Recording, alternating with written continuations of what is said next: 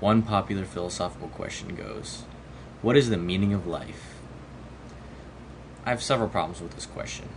One is that it assumes a lot. It assumes that firstly, that there is a meaning to life. Why must there be a meaning to life? Secondly, it doesn't use a very well defined term, meaning. What is meaning? What do people consider meaning? Purpose, design, what do they mean? It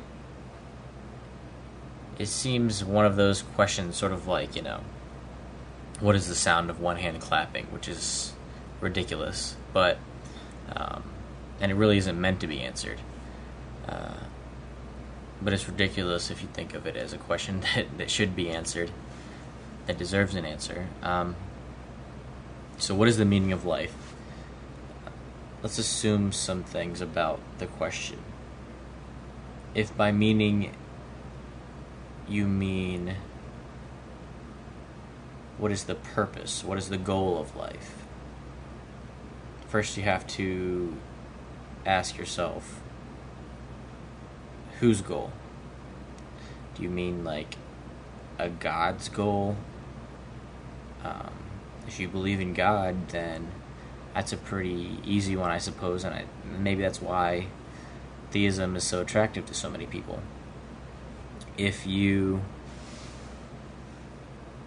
on the other hand, think of it from the perspective of the individual, then meaning could be any number of things. So that sort of invalidates the question right there, and that's kind of where I go with it.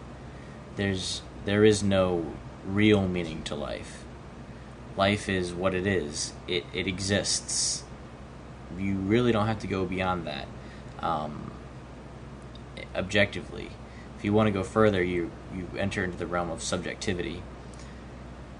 You're forced to supply some meaning for your life, or for the lives of people. Some might say the purpose of life is to enjoy life. That seems to be a popular one, just to live every day, as best as possible, seize the day, that whole thing. And that's kind of where I see it. Some people might say the purpose of life is to improve the world, improve the human condition, perhaps, to contribute something to the collective, the greater good, or what have you. So, I really think it's just such a wishy-washy question. You can't answer it honestly without detailing the parameters, without specifying how it is to be approached. So the answer could be any number of things. The two that I'll go with, depending on how you define meaning and such, is one, there is no meaning, or two, meaning or life is what you make of it. It means what you want it to mean. Which is independent, of other people. It's all based on the individual and their subjective ideas. So, anyway, that's kind of a weak question, and it's supposedly the unanswerable question, and it's no surprise because it's so vague. When you ask a question, you want it to be, you want to define all your terms, and you want to frame it in such a way that it's talking about something real that you know to exist. It's sort of like asking the question, what is perfection? Well, you're assuming that perfection exists in the question. What is the meaning of life? You're assuming that there is a meaning of life. It's a flawed way of asking a question. Unless you can first support the idea, or, I guess people think that it's obvious that, of course, there must be a meaning of life. but it doesn't seem so to me. And I think I think that comes largely from sort of the popular or the common belief that, you know, life is ordered according to an intelligence, which I think is, to say the least, incorrect. Anyway, those are my thoughts on the question, what is the meaning of life? What is the meaning of life to me, specifically, or individually? If you get down to it, I'd say to enjoy life.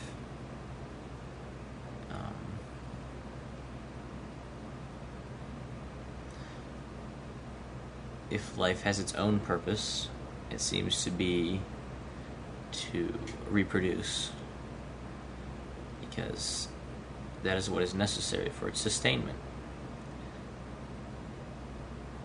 And therefore, that is what has prevailed in the various life forms. That which is able to propagate itself is what will live. To propagate itself, obviously. A lot of questions that people ask, when you really boil it down and get into the details of it, a lot of questions just fall apart at the seams. And they aren't meaningful questions that reflect reality. Like, for instance, what is perfection? I personally don't believe. I think perfection is simply how do I put this? It's a concept created by humans for very practical purposes. And it's taken on this metaphysical meaning. It's assumed to be reflected in reality when there is no objective means of defining what perfection is for any given thing. You can start throwing definitions out there, but someone else can throw their own definitions that contradict what you say, and it's just as valid, because there's nothing to base the idea of perfection on. And a lot of it goes towards concepts of or ideas of things. What is your concept of, say, an apple? I've heard this used as an example. What is the perfect quintessential apple? Well, I don't think anyone's ever held one. I don't think it's ever existed.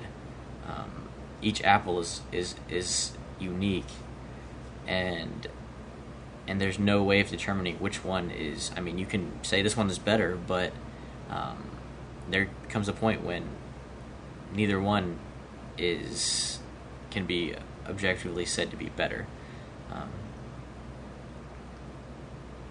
And neither one is more apple than the other, basically. So you can't say that either one is the perfect apple. They're different. They can't both be the perfect apple, because there can only be one. Perfection is one state. You can't be more or less perfect. You're either perfect or you're not, or something is either perfect or it's not. So I really discard the idea of perfection to begin with. It has its uses, but it's not something that exists in an objective reality. So that's just one example.